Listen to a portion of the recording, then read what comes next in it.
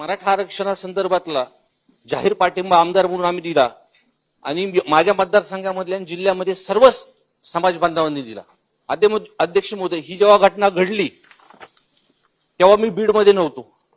दुपारपासून कार्यकर्त्यांचे किंवा सामान्य लोकांचे फोन आले की कुणाची दुकान फुटते, कुणाचं घर जळतंय. ते सर्व होऊन तर ते माझ्या घरापर्यंत आलं.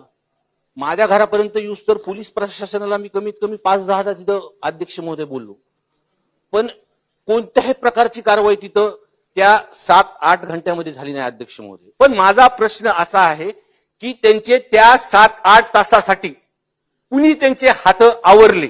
दुसरा विषय, आपण या विषयामध्ये गृहमंत्री साहेब आपण न्यायालयीन चौकशी लावणार का, आणि ह्या कोऑर्डिनेटर जे आहेत ह्यांचे सीडीआर वरतून ह्यांचे मास्टर माइंड आपण काढणार का? सन्माननीय अध्यक्ष महोदय, खरोखर एकूण ही जी